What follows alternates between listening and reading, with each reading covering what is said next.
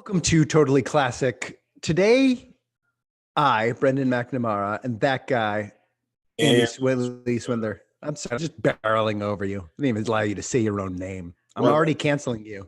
I've noticed I've often I'll pause.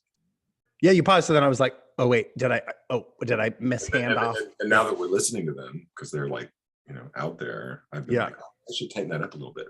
So leap on that. I know, and you were ready, and I was like, I'm not going to wait. Polished, non-canceling version of the intro. You're welcome. Yeah.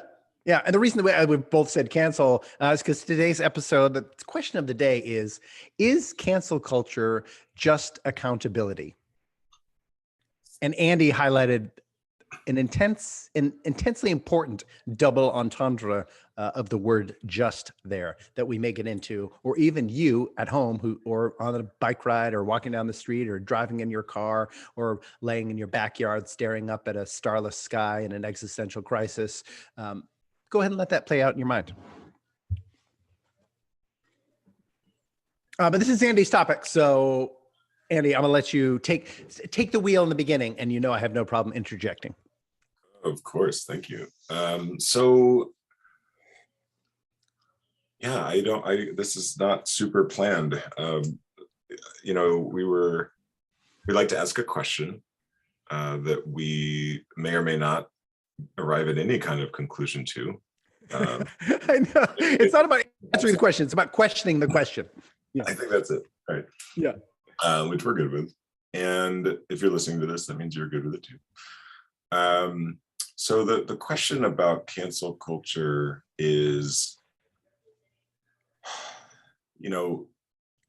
when in life, whether it's in an interpersonal relationship or I'm in a lot of different kind of movement spaces, activist spaces, so they're not formally organized. In fact, often intentionally decentralized. Like terrorist groups. Right. And then in more official organizations like a company or work or something like that, the question is, when are we inclined to dismiss each other, which I think can be a form of dehumanization. And it can also be a form of self-protection. Yeah, sure. And this relates to the power dynamics that are involved of who has the power to dictate what other people do, maybe especially in a work environment or in a lot of relationships, or worse, actually, cause abuse and harm, and other kinds of oppression and treachery. And when is it that cancel culture, actually, I'm going to move slightly away from that. When is it that ending a relationship with somebody or any points of connection, because there's interpersonal, we have a loving friendship, and then there's, of course, social media complicates this quite a bit. Yeah, absolutely. Because we might not have, I guess what in my judgment I would say are not really deep relationships with a lot of people on social media. And on social media, we're given a button basically to cancel people. Sure. This is a lot of my interest in what I'm up to in the world outside of this context is attempting to build a new kind of social network that is actually based on restorative principles where we can come together. And I think that's one of the things we love about this podcast is that we don't agree on a lot of things and we can come here and talk about them and not really necessarily try to convince each other, but hopefully just unpack it more, understand each other more. And in that, perhaps, lead each other one way or the other or not. So when is it that we are inclined to end a relationship, whether it's directly with a human being or by pressing a button on social media like unfollow or block? And when is that an act of potentially self-protection, self-preservation? What are the ideas that motivate that? What are the feelings that tend to motivate that? Which relate to, I think, a lot of the things we've been talking about over the last several episodes around human emotions and fear and social constructs. And then when is it actually causing more harm? When is the act of creating more separation ending a relationship with somebody, actually working against what we are attempting to achieve together. Yeah. Wow. It's interesting. Yeah. So interesting you were framed it that way, which is why I love talking to you because your mind, we think about a lot of the same things. We think very differently about them, which is, I think, makes us enormously helpful to one another, or I consider you very helpful to me. And I assume I'm helpful to you because I assume I'm helpful to most people. Arrogance, but it's true. But yeah, because I originally, it's funny. So I think you're focusing very much on the cancel element of cancel culture. And to me, so much my focus is on the culture element because culture being way of life. So then cancel way of life, meaning you're kind of constantly on the hunt to do exactly what you're drilling down on. So I think what you're doing actually makes a lot of sense because you're drilling down on cancel. Like, what does it really mean to cancel or distance or remove yourself? And the way you're framing it, I actually think is very interesting and would immediately tie into a 45-minute monologue I can go into on the practicalities of immigration regulation. And I know that sounds random perhaps for a second, but in many ways, putting up boundaries is in like the way you're talking about it, which I think is very intimate and personal, and you can start to see why boundaries are helpful, why boundaries are harmful. Trump, former president and host of NBC's The Apprentice, that Trump, very famously was super into building walls. Generally, we didn't flipping like that idea. Now, I wouldn't say we, because obviously a ton of flipping people voted for that dude. But I would say the people who like really didn't like him found that like one of his most egregious things, that he just kept talking about building these walls and building these walls. The hilarious thing is, to me, over the past couple of years is, or 3 or 4 years, is the people I saw who hated that concept are actually the people who are the most pro boundary setting and constantly share memes about setting boundaries. And I was like, to me, that's wildly contradictory because it's the same thing. I mean, a nation is an organism and you build walls in order to sort of like protect that organism. Now, functionally, I am super pro immigrant, largely, again, because I'm a Christian. And the Bible is very clear that like to sort of treat the sojourner or the foreigner as like basically as well as you can, because you yourself were once a foreigner and a sojourner. So again, they're human like you're human. You've been in their circumstances in some place, so treat them as well as you can. I also understand the practicalities of immigration, which are you literally can't let everyone in. The same way that in your own house, I would say it is a great benefit. I've had multiple divorced dudes for some reason come stay on our couch when we had a very small home, and I was like, heck yeah, our house is open to people, for people to come and heal, and even broken people to come in and kind of mess stuff up and fart on the couch and make the place smell bad and not do the dishes or whatever. Like that's what our house is for. However, depending on the size of your house, you can only have so many people come in before it becomes a diminishing returns thing. So I love all this to say, I like the way you phrased it because I think it's actually something that bridges the gap between sort of like political or even pseudo political tribal affiliations of like when is it okay? And then cancel culture is, I think, takes this inner process and starts putting it out in the world and says, you should think like I think, but we do have to address what is the thinking that then people are trying to then impose on others, essentially, or impose as like a cultural wave. And I'll just say right off the bat, like, I don't like boundaries. In general, like I don't like walls. We don't have a fence at our house. We're thinking about doing it to kind of like, because of whatever paranoia is about child safety. But like, I don't like fences. I don't like when people shut their blinds in the front of their house. I live in LA on like a relatively busy pedestrian street. We never shut our blinds. I don't like it. I don't think it fosters. I don't believe in the adage that like good fences make good neighbors, but I think it's an adage for a reason. So, and I'm also not innately like you are, an empath. So then like buzzing or negative energies don't bother me too much. So then I don't feel the need to necessarily like kind of noise cancel that. You know what I mean?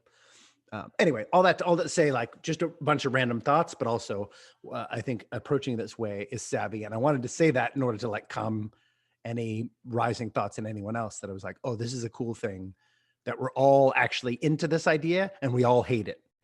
In different whoever's doing it, right? Like we hated it when Trump's doing it, but we like when we do it. So okay, hold on a second. I mean, again, I'll bring up Donald Trump, even though I know we should stop talking about it. I hope he's just done as a political person. That's my thesis, and it may be very naive. In which case, I think we need to talk about him a lot because I didn't want to talk about him when he was running for president or while he was president.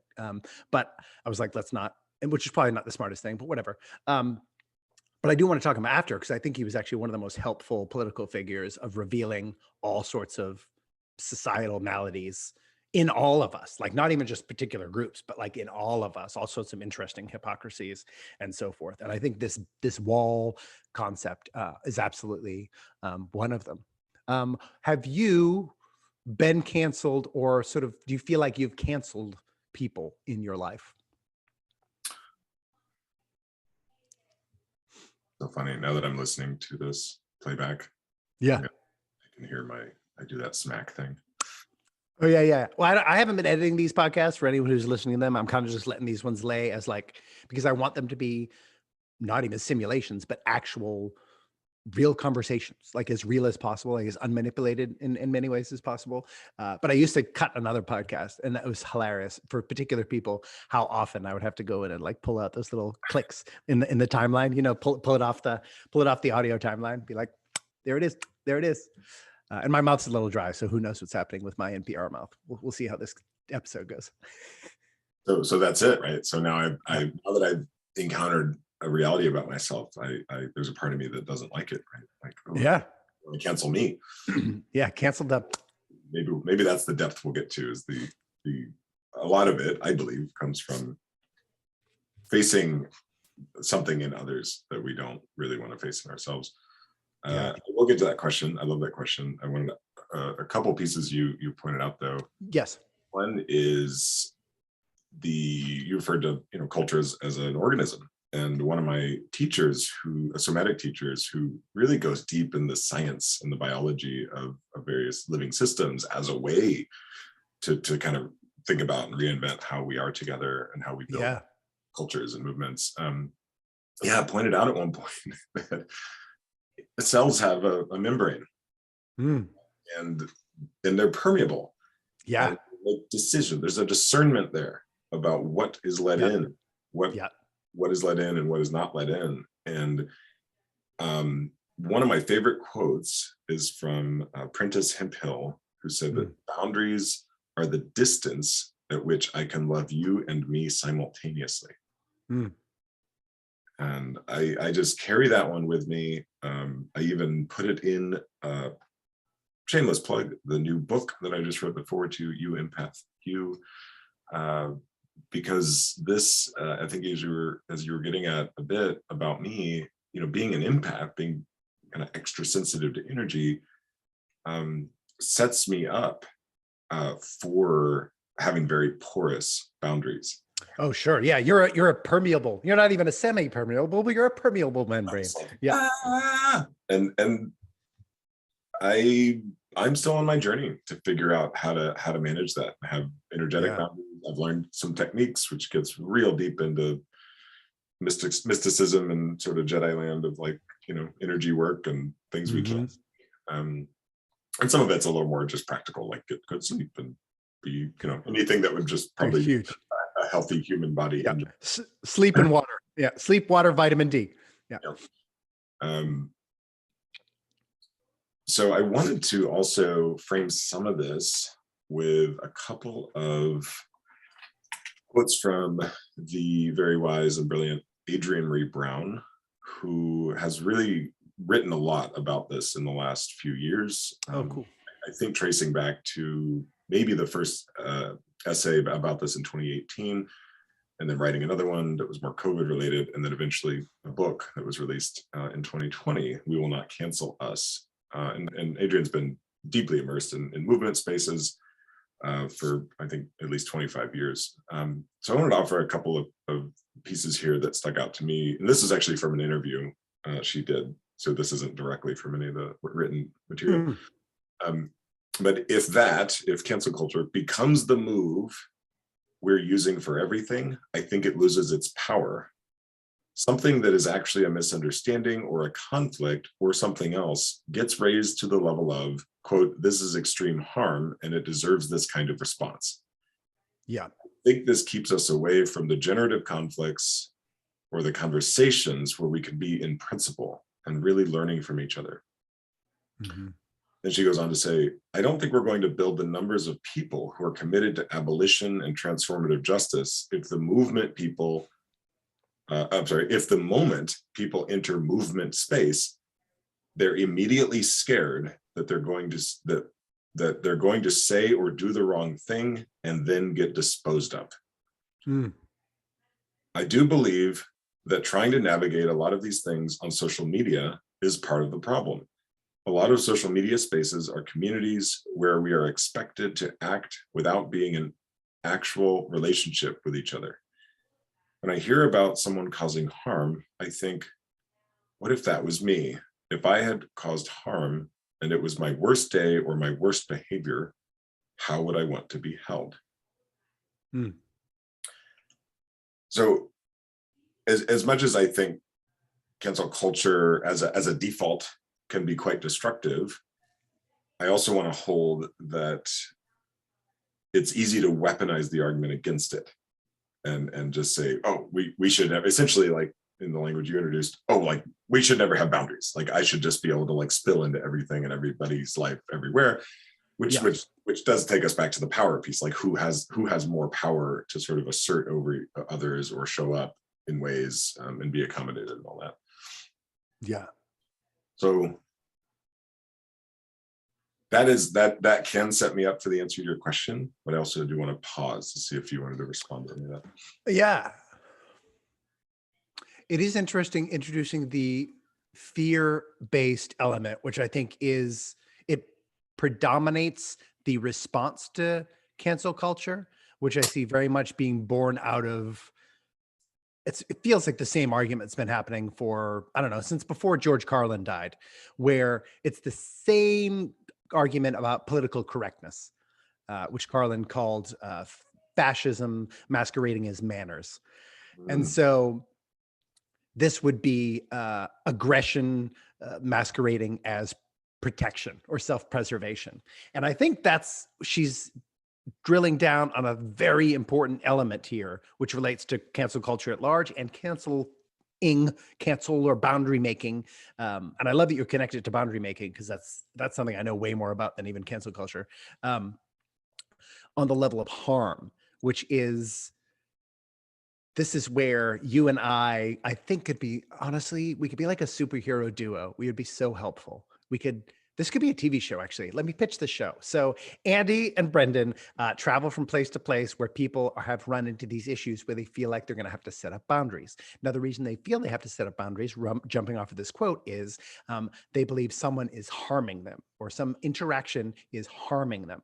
Now, Andy will be able to, as an empath, feel whether they actually feel harmed or not, validating their claim of feeling harmed or threatened, validating their fear claim, which is an extremely difficult thing to do. I don't even know the equipment that would be necessary other than having like a magic man like Andy to figure out whether that's true. The second thing you have to do, just like in a court of law, you have to prove damages, right? You'd be like, oh, this hurt me and I have trauma and I couldn't do A, B, and C. So you need to pay me this amount of money. Then you have to prove damages if they're not immediately witnessable. And in terms of the permeable membrane of self we're talking about, it has to be demonstrable harm. So you can't just, but this is the crux of the thing. This is where we define the definition within the definition. So I think she brought up a great point. So if someone feels harmed, I think that's a great moment to pause and figure out, oh, okay, am I harming you? It may be the case that I'm harming you. It may be the case that I'm not.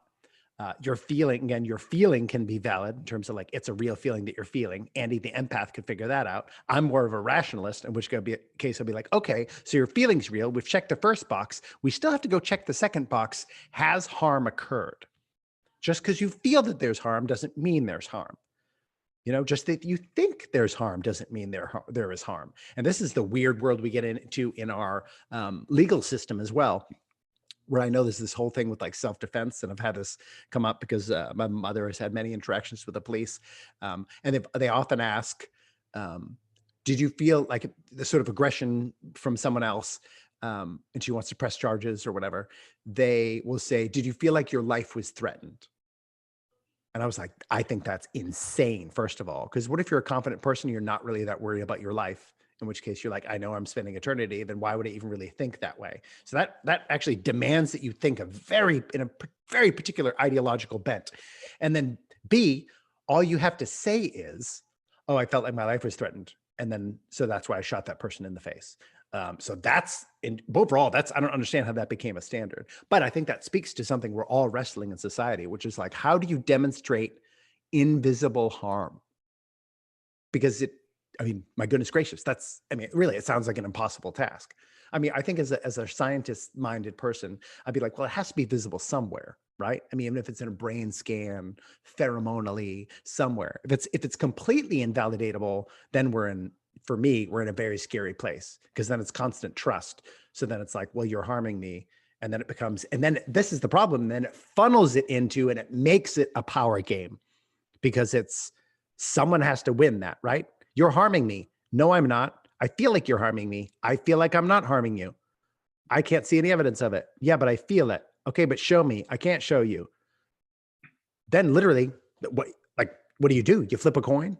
You know what I mean? Ultimately, that's what makes it the power game, because then the person to then and this is unfair sometimes, or I'm often the person who has been accused of like, someone needs to put a boundary up against me. Whoever makes the first break in the continuum. So if you're in Congress with someone, let's say in conversation, the first person to say, if someone says, stop, don't talk about this anymore, I'm putting a boundary up. Ultimately, functionally speaking, that person is the aggressor, even if they're telling you to stop, because you were in a continual Congress. They've turned it into a power game because they felt like it was a power game or whatever. But until then, there was no power element other than your individual powers. You know what I'm saying? So then to then say stop, you're actually turning this into a power game, which sometimes can be well deserved. Let's say in a sexual situation, we're both into it and it's feeling good. I think we're both on the same page. I'm grabbing parts of you, you're grabbing parts of me. But then if someone says stop, they absolutely have changed. They have made it a power game all of a sudden. And they're saying, hey, I'm asserting my power right now. I'm turning this into a power thing that wasn't a power thing. Now, how is your power going to respond to my power? And if it was sexual, I would say, go ahead and, for example, stop. But if it's conversational or whatever, then it gets into a very strange world. You know what I mean? Is there such a thing as conversational rape? I don't know. I equally love how different our minds work, how differently our minds work. Because I believe there's always power. Like anytime two people are interacting, there are power dynamics. And I know we were thinking about maybe doing a whole episode about power. Yeah. And so, I look at that probably a bit differently in the context that there is power in a conversation. There's power, I believe, in sexuality, power dynamics, power imbalances, and all sorts of. But it's not where I get stuck on a lot of things is where it's just this one binary. People kind of pick one dimension, and it's like it might be like, oh, men always have power over women, and I'm like, well, I don't. That's not my experience. There's lots of women who have had all sorts of power, over me. And I don't just mean in the sexual context.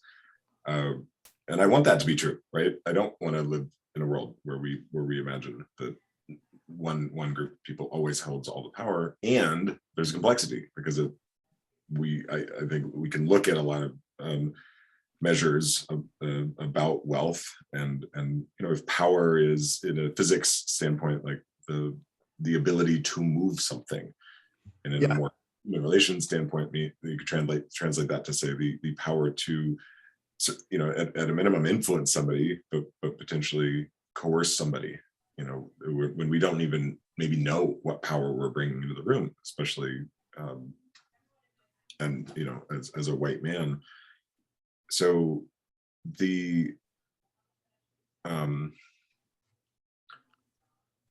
yeah, it's so funny. I feel like I have in a male-female dynamic, I would say in general, I have less power almost exclusively.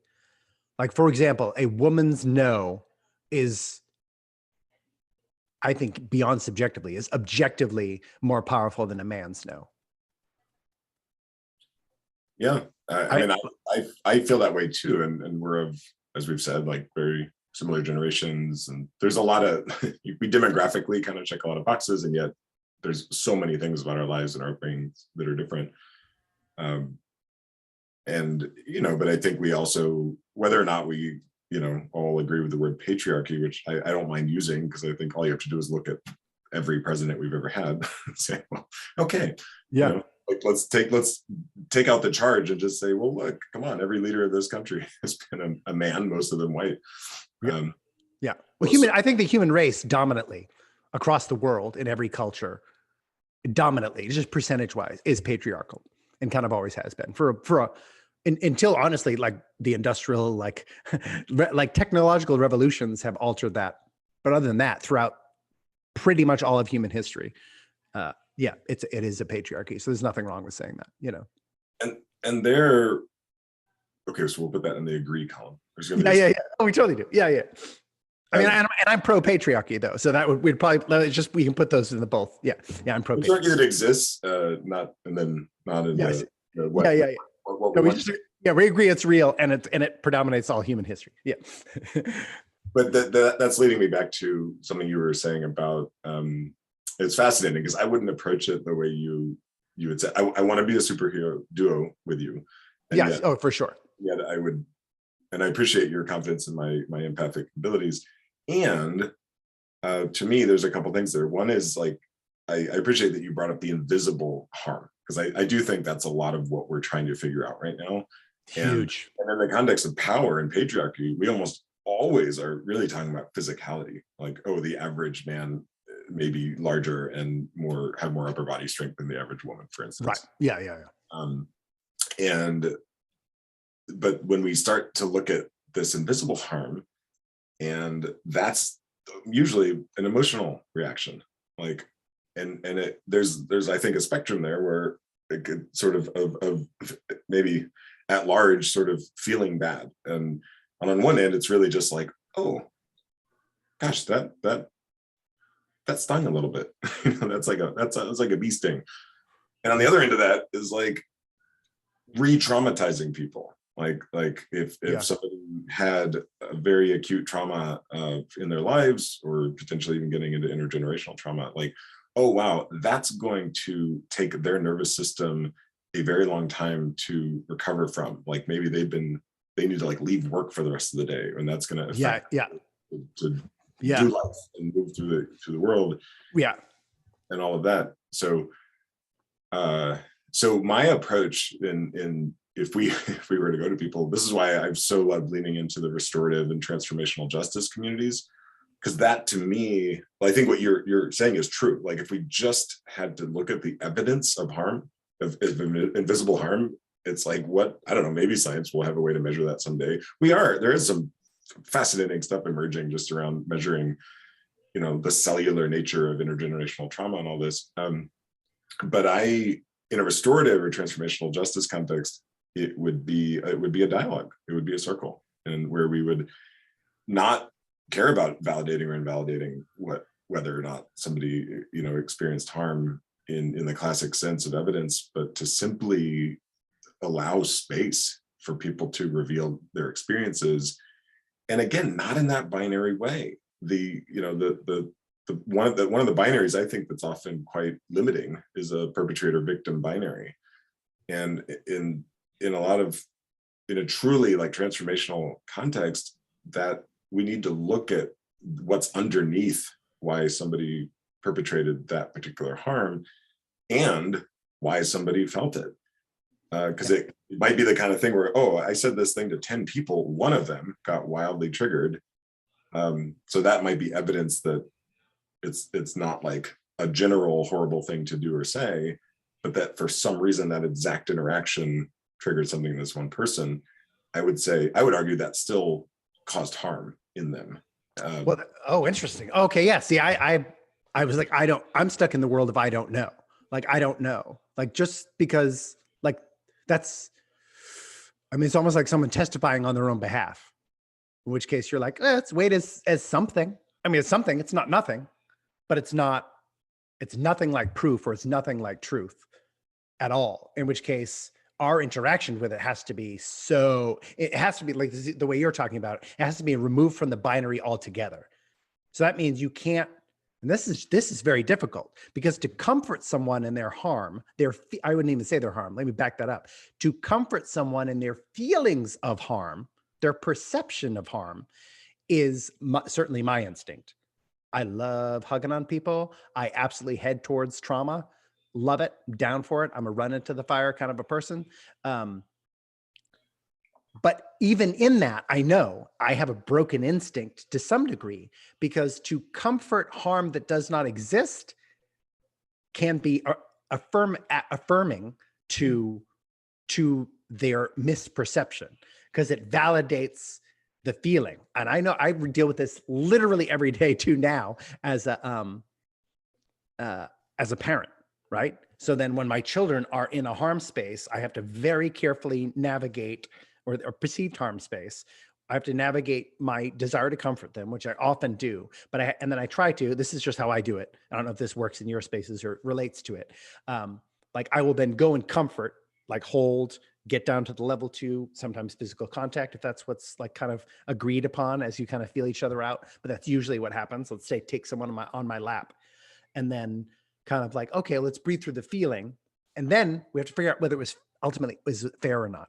The way you responded when your sister said that, is that fair or not? I know it's a real feeling, but sometimes, and I don't use this word with my kids, but ultimately I find a kid version of saying your feeling is bullshit. It's not real. And especially in people, and this is even more so when people are reacting out of previous trauma. If you're flipping out because I did this thing because it reminded you of some other thing, you're mad at them, or you're mad at yourself. And that's all, listen, it's always intermingled. You're mad at yourself for be like, oh no, I'm in this space again. How did I invite you into my life? The person who would do this thing that I've already have to cope with and I thought I've escaped, in which case you're literally not responding to me at all. Like it is almost pure happenstance that I'm here. And this is just expanding out for a second. That can be the danger of that applied to cancel culture, because then it says, I've defined internally what harm is, and maybe collectively, if I'm a whole group of people who agree with me and affirm my internal unprovable self, and then we are all going to go and make sure you don't do that to anyone else, when possibly that person did nothing to anyone. And that's where I'm like, that is you do have to stay completely out of the binary, which is like, you don't validate someone's feeling. But that's so difficult, dude. And you're in spaces, maybe you figure this out. It's so hard not to validate someone's feeling in wanting to comfort, because again, that's my instinct. It's very hard. All of this very hard and very messy. And I would never it's otherwise, and it doesn't always go well. And not everybody wants to participate in it, nor should we make them, because it can cost, it's a risk to enter even into like a restorative process, right? Because it could cost emotional energy. It could, especially if it's not facilitated well, it could actually it could make things worse. Yeah, it can damage. Yeah. You know what? I don't have, kids, but I love you bringing that up, because I am aware that, kids often sort of, and maybe adults too, like will kind of absorb, they'll sort of mimic how the way you react, right? So if a kid falls down and it's a super overprotective parent, they're like, "Oh my God, honey, are you okay?" They're like, "No." What? Like, if you're just like, "You're fine, get up." And they're like, "Oh, okay, yeah, you're probably right." So one of the things there that I've learned is that it takes on average, unless it's like a deep retriggering of a trauma, it takes on average about 90 seconds for an emotion to fully process in the moment. Oh, interesting. And so that's one of the reasons I'm such a huge advocate for pausing. Yeah. And there's a framework, and it can seem kind of silly, which maybe is a good thing because it just makes it a little more lightweight. Silly is so helpful. It's the ouch oops framework. Have you ever talked about that? No. Are you familiar with it? No. But it's just in any setting, and it's often shows up in more I don't know, anti-racism spaces, things like that, where we imagine that there could be conflict and triggering happening, and not assuming that it's always going to go one way necessarily.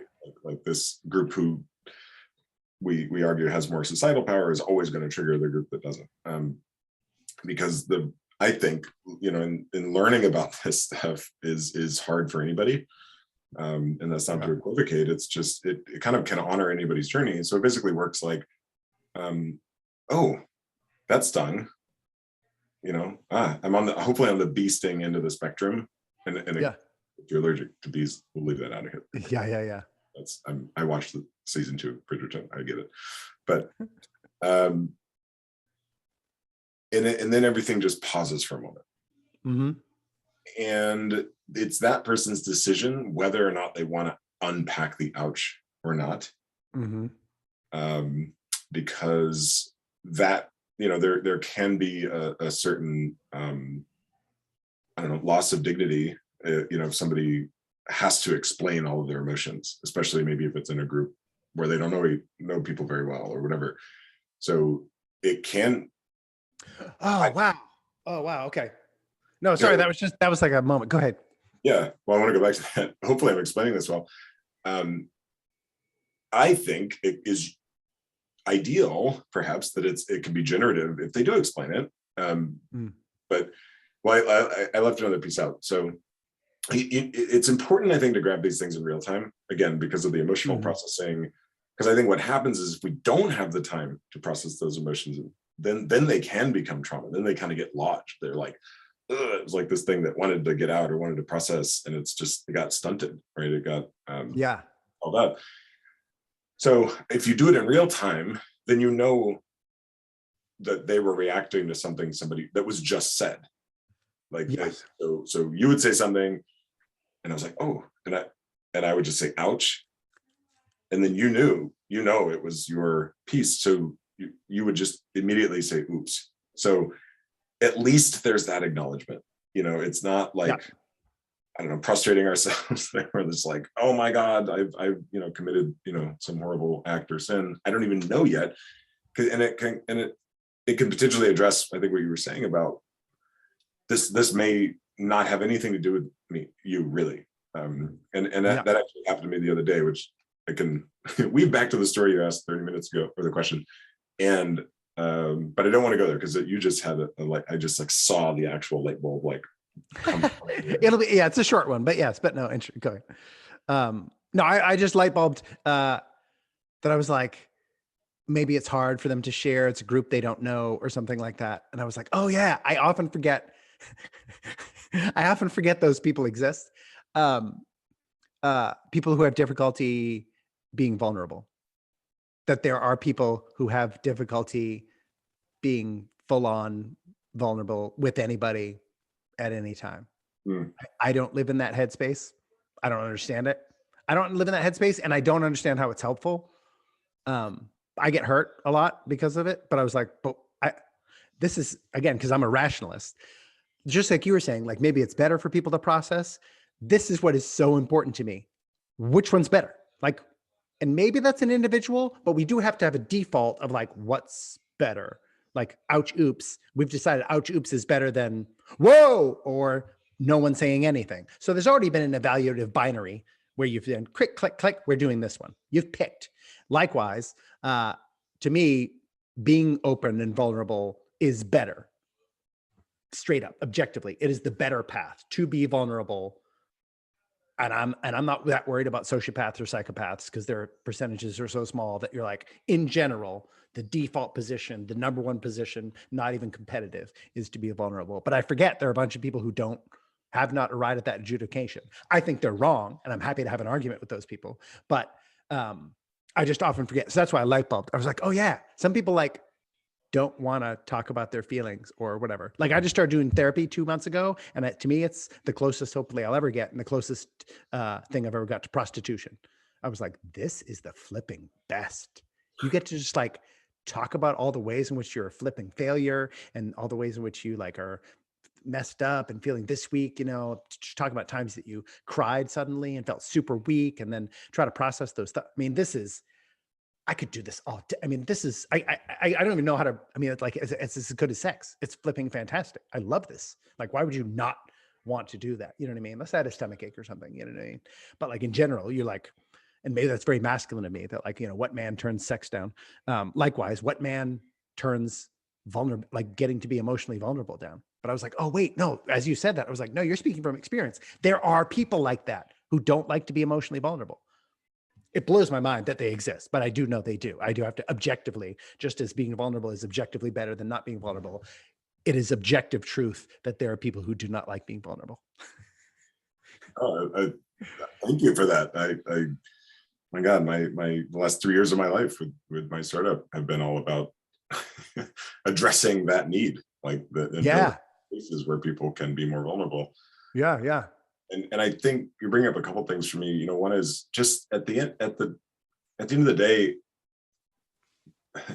the value of getting away from just a strict binary where it's like, I don't know, let's just say perpetrator victim, is that I think it opens up more space for compassion and care. So it's like even the ouch oops framework, even saying oops, that's just an act of care. And it's not sort of some overladen like coddling, tending, like I think you were saying, which I agree can be too much or not welcome or all sorts of things. But at least it addresses like, oh wow, because I care about you, clearly this thing I said stung you or triggered you, and I don't necessarily need to feel like I'm the worst person in the world for that, Right. Or even involved. or maybe well, you are involved though. Like that, and that's my point, I guess, is that you, as an act of care, you might say, I mean, it could be, let's compare it to bumping into somebody. Yes. Oh, I think that's a perfect thing. Yeah. Yeah. Yeah. Yeah, where it's like, am I gonna take responsibility for the fact that I was in space with you? Yes. And that I bumped into you and it knocked over your lunch tray and wow, gosh, so and then who knows, maybe an act of like restoration could be like, I maybe help you get more lunch or pick it up or whatever. Yeah. Yeah. Well, I'm sorry. Yeah. I don't mean not involved at all, but you could be only involved post ouch. Your oops could be if a person's like, hey, you bumped into me, we can check the tape. Look, I didn't actually bump into you. You bumped into yourself. In which case my oops is, oh, you spilled your tray. So then I'm involved. But in terms of the ouch might have nothing to do with you.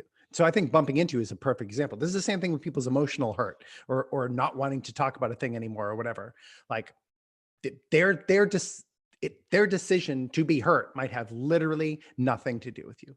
You know what I'm saying? Like just like being bumped into, and you can check a tape to see if someone bumped, and you can't. This is the whole hard thing of someone saying that they have an ouch.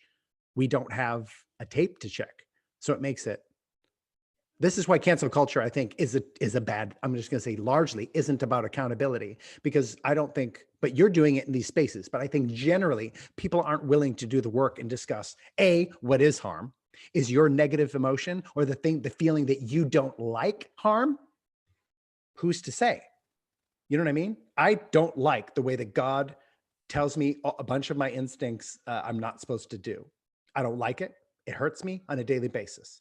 It benefits me temporally and eternally. So my adjudication of what things I like or make me feel pain or make me feel ouch or make me unhappy, those are ultimately non-relevant categories in assessing whether harm has been done to me, because benefit is done to me through things I literally don't like. Same thing with exercise. I don't like flipping working out. I've gained much benefit from it but I don't enjoy the process. I don't like doing it. Most of the time when I'm like literally in the process of doing it, I know people will be like, once I start working out, it's great. No, I don't understand. I do it going for a walk in the sun. No, I don't like it. I don't like it when I'm doing it. I don't want to go do it. But I do it and then I gain benefit from it. You know what I mean? I'm saying just like we all have these categories. And so this is the dangerous thing about cancel culture, is because so often until you have definable harm, like a Harvey Weinstein, in which case you're like, oh, all right, well, no, he literally, there's like enough eyewitness testimonies of him literally causing harm. So then we can all feel very safe in it. And the problem is like once we've weaponized a mob to deal with actual danger, then that mob gets kind of excited because talk about power. Then it becomes a power game because you're like, oh, look, because he had power and used power and we are going to use our power to outpower his power. We're going to fight fire with fire. But if it's invisible harm or things of like, oh, this might affect. The Kevin Hart thing is a good example. If he hosts the Oscars, then that's going to harm people who feel like people are allowed to say things like he said that made people feel harm, which isn't harm. It's just emotional hurt that we still have to figure out whether it's real or not. And then, so we can't have him do that, or else that might make more people feel bad. Because then it just becomes, I don't like the way I'm feeling. And that's not, I'm not the ultimate adjudicator of what is good and bad for me. And so that becomes so difficult too. So like, what is harm? Oh my God. I mean, talk about zooming in too much, but like it really is, it's so important. And I love that you're in spaces that are intentionally examining this, because you have to figure it out. Is harm just because you say it is, and this is the whole problem living in a country is about the pursuit of happiness. Then basically anything that we all grow up with this, and even if it's conscious or subconscious, we have this systemic emotionalism to our lives, which says happiness equals good. And if something makes you unhappy, then it's bad. Or if someone says something that makes you unhappy, then ultimately they've violated you as a citizen, they've violated your unalienable rights. You know what I mean? Which is like, oh my gosh, oh no. The Bible says, faithful are the wounds of a friend. And I'm like, man, that's flipping true. Oof. Yeah, better are the wounds of a friend than the kisses of an enemy. You're like, it's flipping true. But it's hard to navigate. Again, I think the intentionality you're pursuing makes a ton of sense, because this is why making it a way of life is like, we have to be so flipping careful about this sort of thing, down to the teeniest level. And I love that you're pursuing interpersonally, because that's the cellular, you know what I mean? That's the cellular level. Yeah. Anyway, you may disagree with some of the things I've said, but I just, that's where you sent my brain. Oh yeah. General disclaimer. If I don't, retort every single thing Brendan says, it does not mean that I can consent, or that silence does not equal consent when you make 17 points in one little rambling soliloquy. One of the ways I'm exploring this is in a legal setting. I'm lucky to live in one of 3 neighborhoods in Chicago that has a restorative justice community court. Oh, it was the first one opened up maybe 4 or 5 years ago, and then 2 more opened up in late 2020, I believe. And I've been doing it for a little more than a year, and it's extraordinary. And it was based on a model out of New York, Red Hook, and it's extraordinary. So it's led me to realize at a really deep level, like, how much of our justice system is punitive or retributive. Yes, pretty much all of it. So we have a quote unquote justice system that in many ways is a kind of cancel culture, right? And we just take that for granted. And statistically, people in this show, we're using the term melanated folks tend to suffer more in that system statistically, by being trapped in it, or more likely to be in it. So what I'm involved in is we just sit in what we call peace circles, and it might be 4 or 5 circles, and it's really extraordinary, because we spend the first 3 circles or so just getting to know each other. Mm-hmm. And it is so radically different than any courtroom setting. And there is a court of this, but even that's different. Yeah. Like, I've gone to a couple of those after the peace circles, and just see how the judge, she knows everybody, and it's casual, and she's like, hey, how's your leg healing, and all the things that are about real connection and compassion. Yeah. And it feels like this, unfortunately, totally radical, like, fringe experiment. I hope we get to the point where it's the norm. And it was before we got too big as a society. You know what I mean? This is how tribes would work. This is how this is how communities around the world worked. You would know people, Yeah. And yeah, you're right. Like, sit in council and sit in circle and find and get to the depth of what was underneath this perpetration, this act, this thing, especially if it, maybe in that context harmed a community or harmed multiple people. So that's really a beautiful place to explore this. Unfortunately, I've also experienced the opposite of that in places I wouldn't expect to find it. including activist spaces and Yeah. that I'm involved in, where and we're still, and I think we're both very sensitive to when people put a label on something and then don't live by it. Like Yes. I've been in spaces where I have been the one with the spotlight, and they've been labeled as restorative processes, and they're anything but. I mean, the format was Yes. Oh, for sure. more resembled a tribunal, where a lot of Yeah. people with a lot of social power squirrel away and kind of gather a bunch of evidence and then come and deliver that. Yeah. Really no other process. I was even in one where I was demanded to apologize. Yeah. And I don't see how a forced apology under duress is any part of any restorative or transformative process. Well, I think it is so funny. Just I want to, because you're telling your story, I want you to tell your whole story. I think apology is actually at the root of, and lack of apology and fear of apology is actually at the root of our, in many ways, our legal systems or these structural remedies.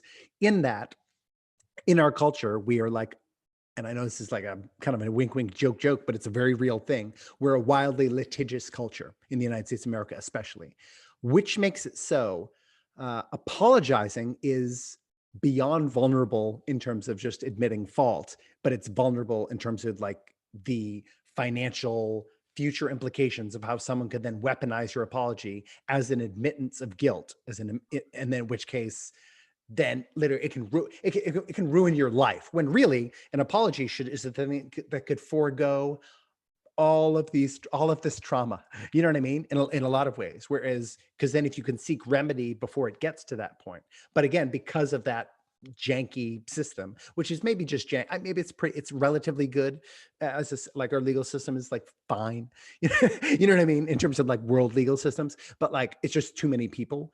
But then because of that litigious nature and this rapacious nature for us to kind of consume one another, that if you could just apologize ahead of time, then the tribunal wouldn't need to happen. Once the tribunal stuff comes in, then it's almost like you've missed that opportunity. So then trying to force that which should have already happened with a outside process. I mean, I can only imagine what that felt like, but please take us back to that moment. Well, I believe I was traumatized by the nature of the process. Yeah. And I was beyond triggered. I mean, my entire nervous system was activated. I don't know what babble came out of my mouth in that moment. It was all the words. It was all the words, and it was all the wrong words. Yes. I later heard through the grapevine that like I didn't perform well. And I'm like, is that what I was there to do? Was to perform? Yeah. Yes, Andy. Yes. I'm an actor, and I'm telling you, that sounds ideal to me, but I know the feeling you're talking about. But I was like, that doesn't sound ideal to you, who's, again, if you're empathic, that's exhausting. My somewhat lack of regard for the audience is enormously helpful for me as a stage performer, where like, I'm here to be true and tell the truth and interact with my people up here. And if you dig it, that's absolutely what I want. But if you don't dig it, well, too bad. So yes, it absolutely, I mean, I think we're constantly performing. And I think the thing is, when you organize spaces, it gets even more performative. But being forced to be a flipping actor, that is you literally lived most people's nightmares. You know what I mean? I was on stage at Broadway, and then the curtains opened, and I didn't know why I was there, but everyone looked at me. I mean, you were experiencing that. It's Kafka-esque. Yeah, and you would have been like, oh, sweet. I would have been like, this is my time to do my monologue. Yeah. And I think I like what you said about the setup, right? Because there were opportunities. Yes. In my experience, there were truths that were shifted based on social power. There were people squirreling away and sort of collecting evidence, and and then there wasn't there wasn't a circle to address it. And the beauty of a circle is you hear, like you hopefully kind of normalize the space and temper some of the emotions and the energy and all of that, and you hear from everybody about what happened. Yeah. And that, none of that existed. So, in that case, and what's interesting in the context of cancel culture is that wasn't actually canceling. Technically, I wasn't being kicked out of the community. I mean, it felt like that. I mean, and this is fascinating, putting myself on the in the spotlight here. To your point about were my feelings valid, I bet a bunch of people in that room would have had more of your attitude. Like, no, you caused harm. Your feelings are not valid. Yeah. Or your feelings are justified. You should, again, there's nothing wrong with making someone feel bad on purpose. Depending why, you know what I mean? If I didn't, know, it certainly wasn't on purpose. It was way more in the category of wow, there's lots of things happening here. Yeah. I injected myself in a dialogue, wrong place, wrong time. And it triggered somebody. Yeah. No, wait, what, this is my question often without boundaries, and I'm literally dealing with this in my closest friend group. Did the boundaries that you violated, which you then were sort of held accountable for, if this is just accountability, if this is a cancel-esque scenario, were the boundaries that you violated previously set and agreed upon? You're saying when you entered into a dialogue. So that's, were you violating a previously impermeable boundary? Is my question. Not at all. In fact, okay. what I had done was raised one of our community agreements. Yeah. Maybe the way I said it, the time I said it, the context. There was, like I said, there was a lot going on. I'm not going to unpack all that. Yeah. But all I did was actually raise one of our formally stated. We have a 4-page set of agreements that are actually pretty well written. Yeah. I was raising one of those as something we ought to continue doing. Yeah. And for all sorts of reasons I'll probably never fully understand. Sure. That elicited an extraordinary, in my opinion, retributive response. Mm-hmm. So yeah, what is that? You know, so to me, that's the equivalent of like bumping into somebody. Like we were in that. Yeah, or not. Again, if you didn't violate a boundary, because bumping into someone is literally your body hitting their body, demonstrable. If you didn't, for example, it was not a previous state of boundary, or it wasn't a boundary, then you still have to establish, did I bump into you? You know what I mean? And you don't. I actually didn't address anybody directly. Yeah. So then if you didn't, then for example, for a previously established community value. Yeah. I've been saying it this way because I've been dealing with maybe in some ways similar circumstance in my closest friend group, is I want to, again, recognize people's feelings as valid, as in I'm going to go ahead and just believe. I'm going to have to, right? Because I'm not an empath, so I don't know. I don't have the stuff. So I'm just going to like assume that you're telling the truth until you have a pattern of lying about your emotions. Then I'm going to assume that your feeling is valid, but I can't assume that the motive, like your thinking out of your feeling is valid, or that why you're feeling that feeling is valid, or that like anything other than yes. Like, let's say you're feeling fear. Okay, I agree. Yes, you're feeling fear. I'm fearful. Okay, yes, you're fearful. Cool. 90 seconds, we played that out. Why are you fearful? Well, right before you came to the door, I heard your dog barking, and I'm super afraid of dogs. And I was very worried that the dog was gonna like jump all over me and attack me. Okay, cool. Now, in my circumstance, I'm dealing with, this is a metaphor. I was practicing barking. It's something I was doing. I was pretending to be a dog with my children. So there's no dog here. So your feeling is valid, but the motivation for your feeling is non-existent. It's imaginary. In which case, I was mad at you because you pulled the door open. And I was like, the dog might just leap out at me. There's no dog here. So it's not real.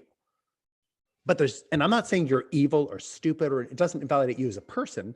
I just have to think my dog impression is fantastic. But B, like we do that all the time, right?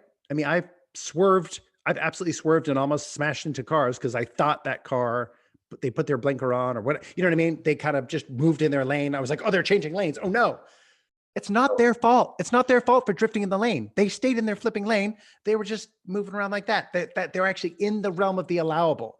And it would be irrational of me and just straight up wrong, literally wrong for me to say, well, they caused my accident. No, they didn't. My reaction to their allowable action caused the accident. And so that's what I've seen with these boundary things. And as far as I know, I'm willing to even be wrong. If they're like, no, look behind you, a dog from your neighbor's, your neighbor's yard ran into your house and was barking, in which case I go, oh, okay, well, I thought it was my sound. It was that dog. You're right. There was a dog in here. You're right to be afraid if you're afraid of dogs, because dogs always attack you or whatever. I'm in a situation now where, because I'm a rationalist, I literally, and this is all done virtually, which I think is so helpful. I think social media is a great place to have these conversations. I think like when you're doing things all in a virtual realm and they're all capturable, I love it, because you can go back and check the tape. So I've gone in the conversation where I was sort of canceled by a group of my friends, and the same thing where it was just like, this is the tribunal. We have gathered evidence. We're presenting this evidence, and we're not going to respond to your responses. You have to go do a thing. I went and did the thing. I came back and I looked through all of our communication before they said that you're a bully and you're basically, you're violating our boundaries. There were no boundaries stated in any text message. I went through dozens and dozens, emails and text messages. There were no boundaries. So I was like, okay, at some point, I recognize you feel this way, but I think we leapt out of the realm of nonfiction into fiction. And if I'm wrong, please show me. Like if I missed a message or whatever, but it's all recorded.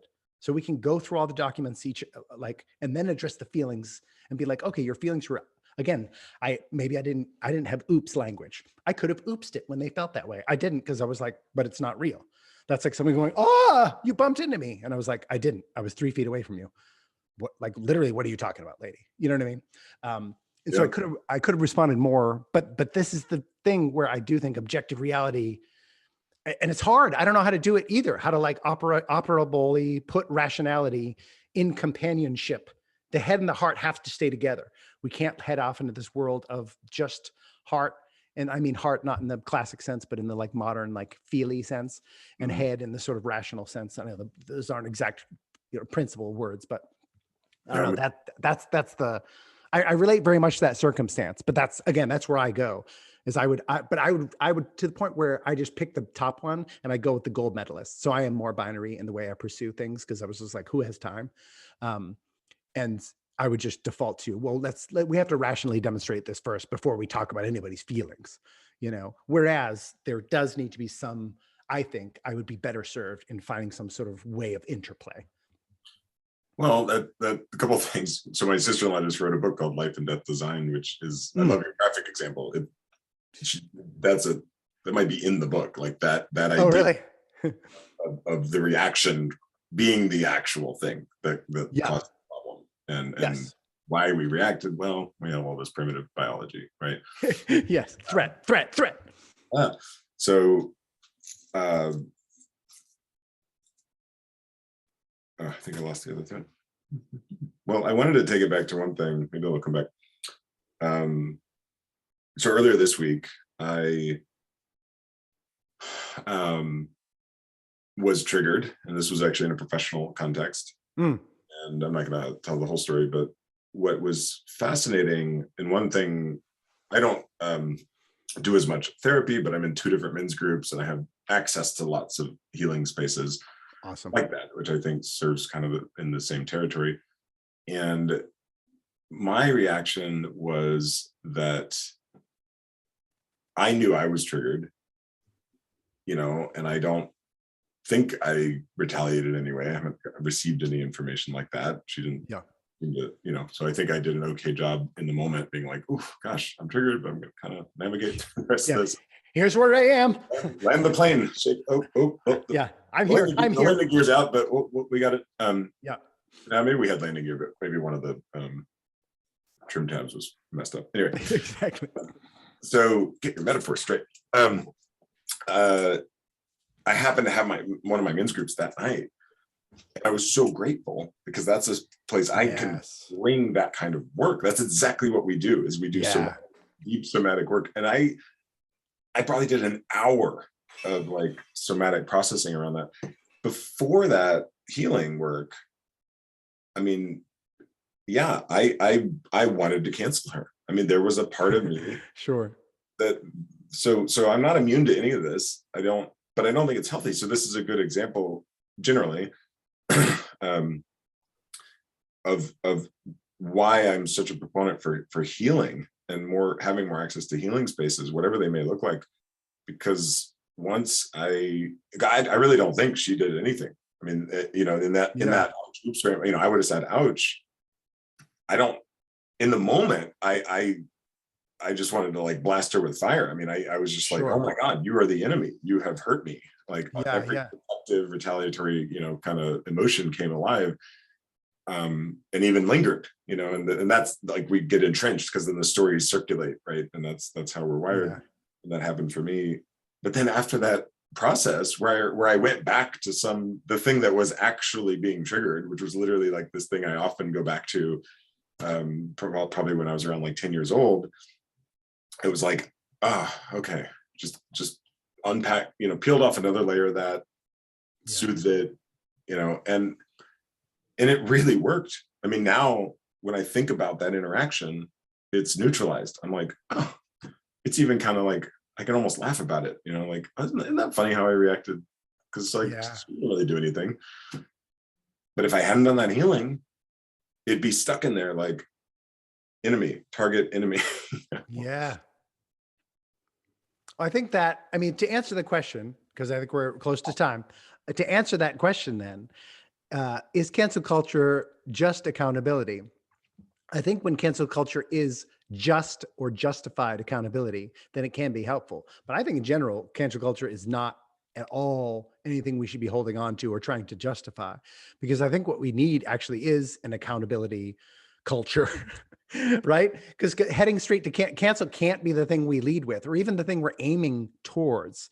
Like we have to kind of get to canceling. And I think it's a process, Now some people, again, just like, I don't have the time, but like even having that as a hair trigger assumption, as you just realized, like it's not healthy. It doesn't come from a healthy place, but actually we need an integrative culture. You know what I mean? So even if you have an instinct to cancel, again, you have to validate your cause. You have to validate your reasons for canceling.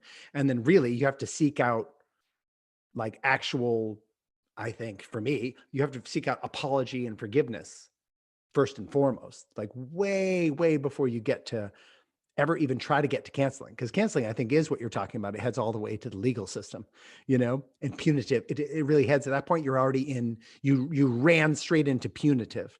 Whereas I think even in the process, we can use some of the tools of the trade, of the legal trade, because there's some helpful things that are just deeply human or rational or perceptive.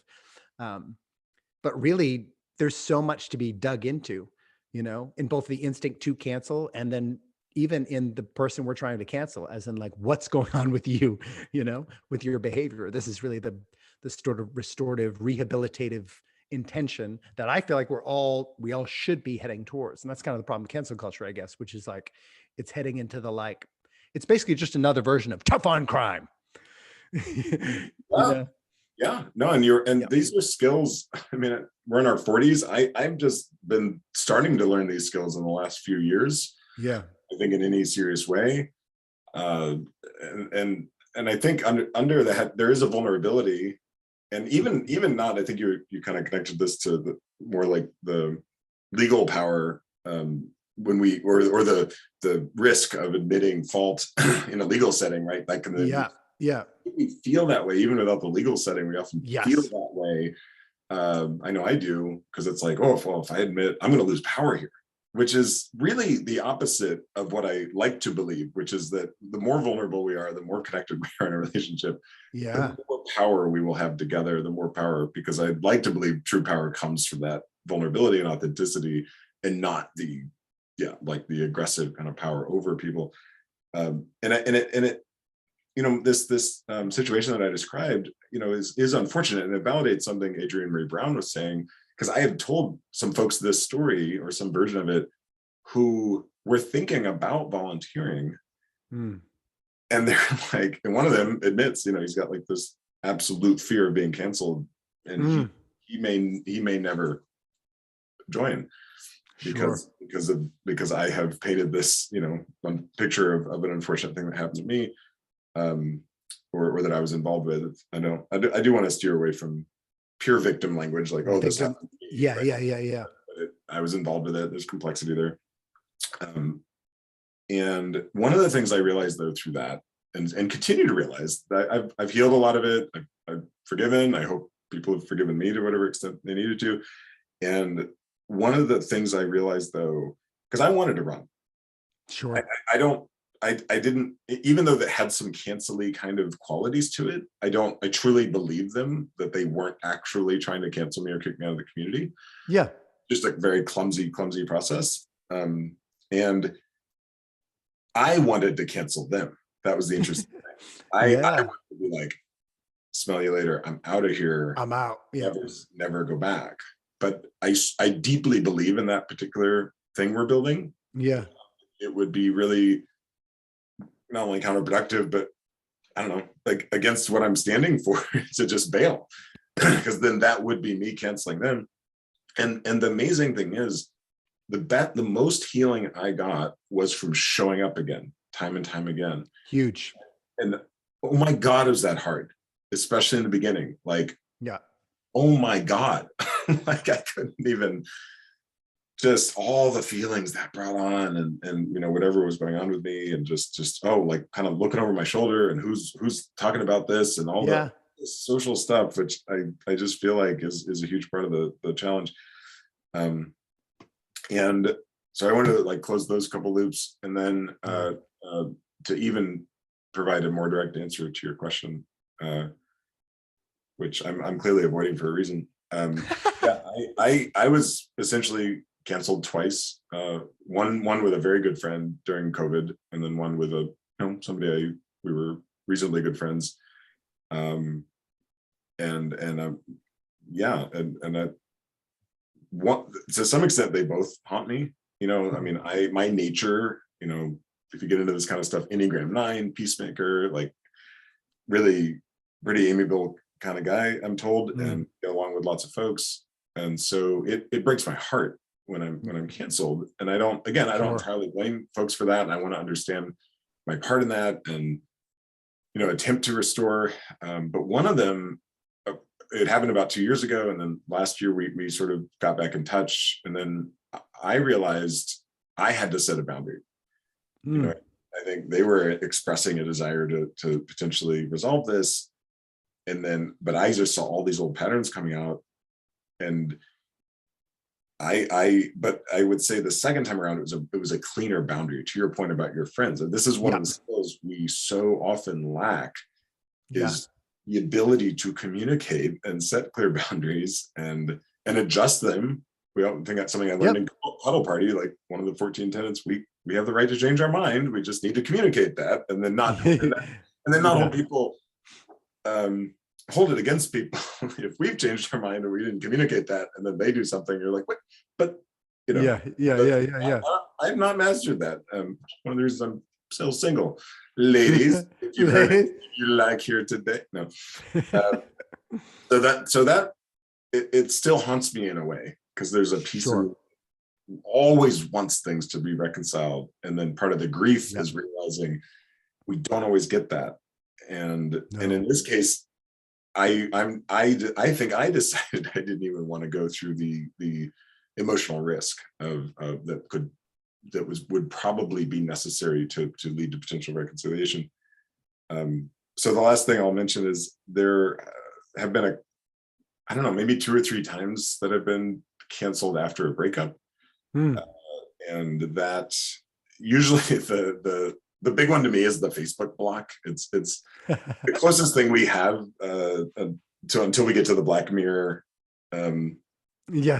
Where you can actually blur a whole person out. Yeah, like because we've hacked the optic nerve. And yeah, I don't know. I don't know if I can explain that. I mean, but again, like I may be over collecting in my life, like wanting. Some people think it's absolutely bizarre that I want to stay connected to ex-girlfriends and whatnot. Sure. Or even just Facebook friends or something. And I'm like, I don't know. We shared a lot of history. I just like the idea of staying connected, and it doesn't have to be shitty. But but I think some people are more. This is probably an overladen judgment, but just like more of the scorched earth variety of Sure. ending relationships. Yeah. And I don't know if it's accurate, but I often just kind of say, well, that must be what they needed to do to protect themselves, or to forget about this, or to move on. Yeah. Or at least what they thought they needed.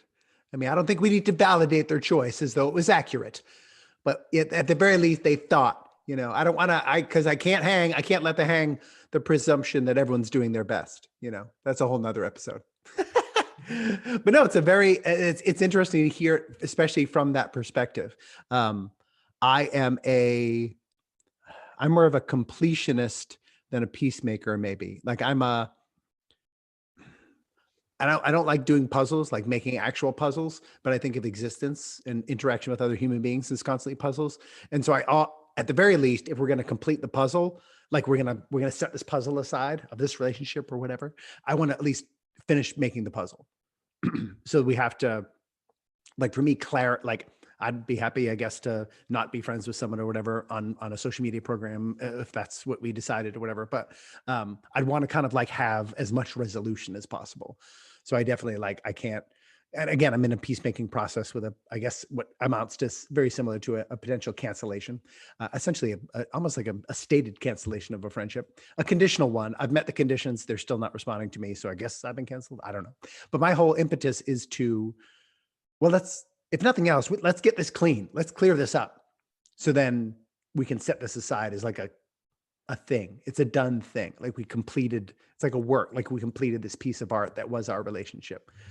And then I can move on. But like for me, and maybe that's something too. I wonder if there's something even there as to like why you hold on to those things. Is you're like, I don't know. I feel like the story's not completely written, or it's not completely written on our relationship. Like maybe this is just these are the romantic chapters of our book. You know what I mean? And so I do have somewhat of a peacemaker, but I'm like I think because I'm a deep peacemaker, there's this, again, this Bible verse, I think it's in Isaiah, where it says, it's sort of condemning people, God's condemning people through this prophet Isaiah, saying, you heal the wound of the people shallowly, saying peace, peace, when there is no peace.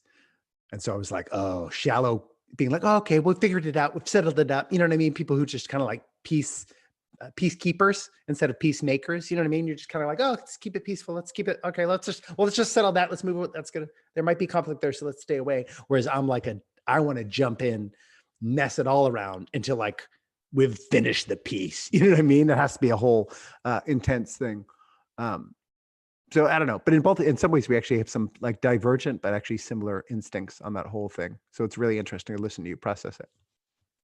Yeah, you too. And if I kind of cut that right, yeah, I no longer, I think I might have for a long time thought peace was just sort of not being in conflict. Yes. I no longer Yeah. believe that, because I think a lot of times, no, we're not actually connecting. We're just sort of settling for like staying in our corners and not bumping into each other, but there might be all kinds of things that we're not addressing, and in all likelihood is we're missing an opportunity to go deeper. And I know we need to wrap up, but I think a whole other dimension of cancel culture we can tease out maybe for another day is that I remain curious about, and maybe sometimes is useful, sometimes not, is way more public. Like there was one I saw recently where it was like, some extraordinarily probably well-paid or overpaid white male executive to the tune of millions of dollars in salary posted something that was blatantly racist, and people were really happy to cancel him. And my instinct is generally like, well, was there another way? Was there this and that? And sure. And I'm also holding that, well, in some cases we are in a shift right now where leaders have been able to get away with a lot of things that callousness, lack of care, blatant harm, that I'm all for shifting that. And I'm curious if sometimes we do need a public, not need, but maybe is it beneficial to have a very public sharp action of dismissing somebody over one thing, because it amounts to like what any of us would do in one moment, like one Instagram post. But then of course therein lies the power of social media, because like, well, if I post something, I don't have that many followers, you know. Yeah. If he posts something, it's representing a completely different universe of sort of power.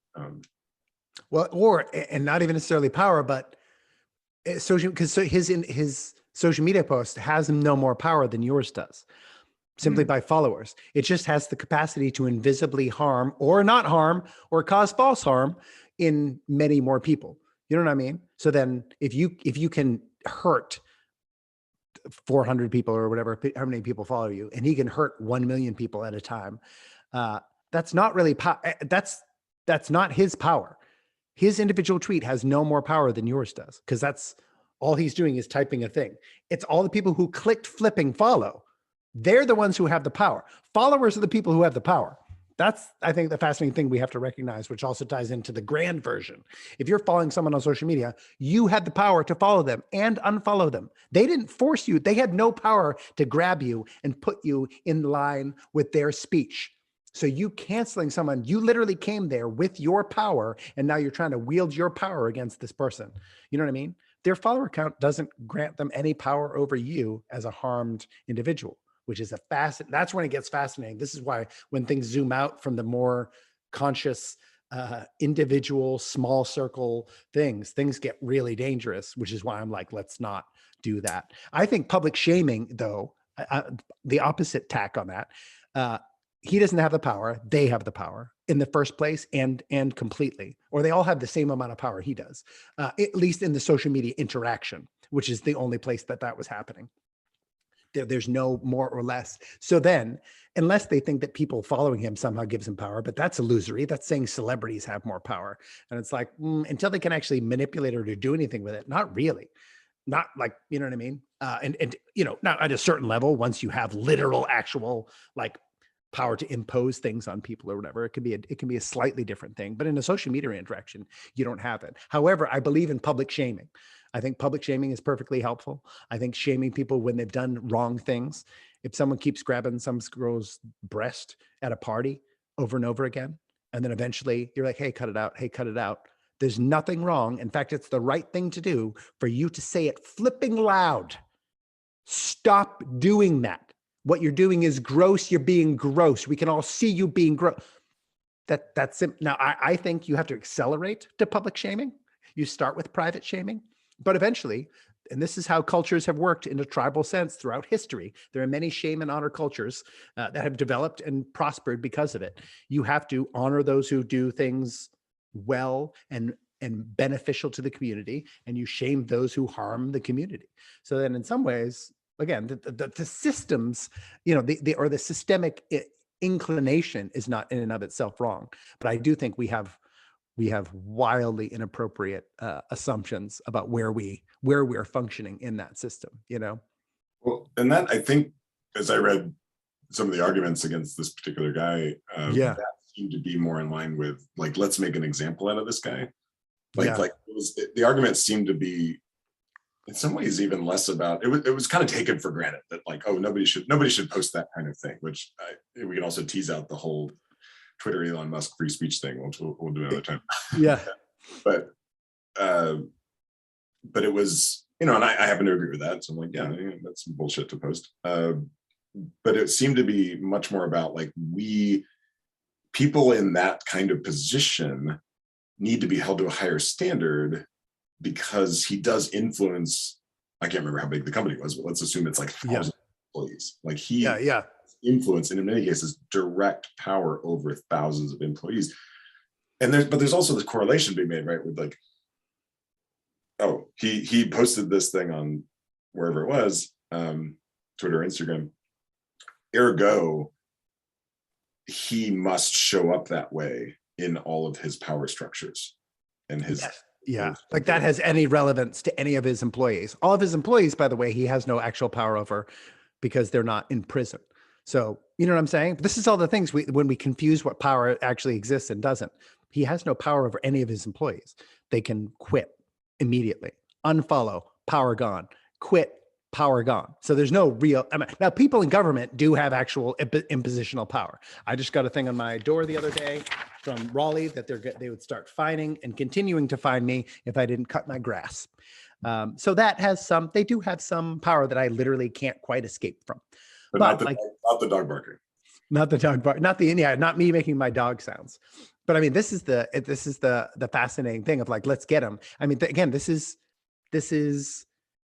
beyond judgment, interestingly enough, into execution, right? This is judge, jury, execution. We've already decided what the sentence needs to be, and he needs to be held accountable for this. That's the amazing thing. Because of course, like I'm a follower of the Bible, which says, judge not, let you also be judged. It also says, judge you therefore with righteous judgment. So this means we're all going to judge. We should judge. This is how we evaluate all circumstances. And sometimes we're even going to be part of the jury, depending on if we're in a relationship with the person we're judging. Then, however, the judge not thing, let's at least apply that as much as we can to the executioner, judge, jury, executioner, the executioner element. You starting to mete out what you think the punishment for someone else's crime is in and of yourself. I mean, whoa, y'all.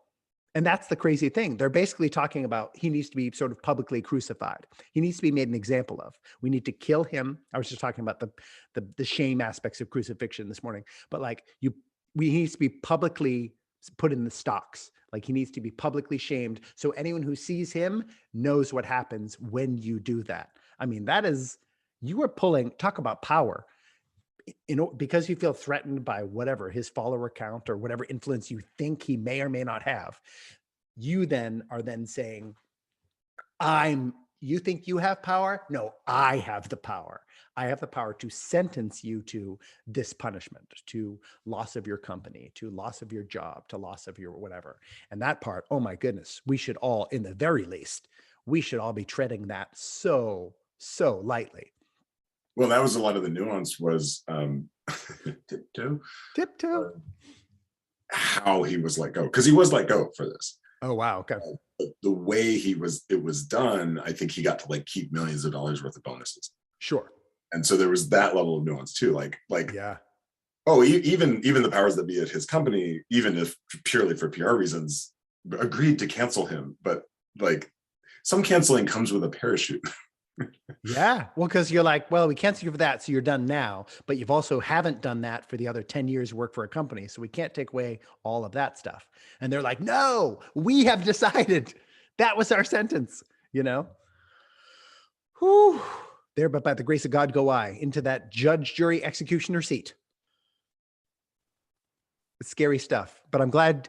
Hey, Andy, I officially, I have at the very least, a semi-permeable membrane that for you. So you're welcome to violate many of my boundaries, and we'll figure out down the road via oops, if and when you cross any, and we'll figure it out together because I love you, and this is better than canceling. I love you too, and I'll take you up on that because I think I need to practice that actually, meeting those boundaries more, and sometimes stepping over them. Yeah, that's how you figure out. That's how you know where boundaries are. How do you know where a wall really is? You have to run into it. Or like Labyrinth, you just ask a worm. Ask a what? Oh, you went the wrong way. If you'd gone the other way, you would have gone straight to the goblin's castle. All right, I love you. Bye. Bye.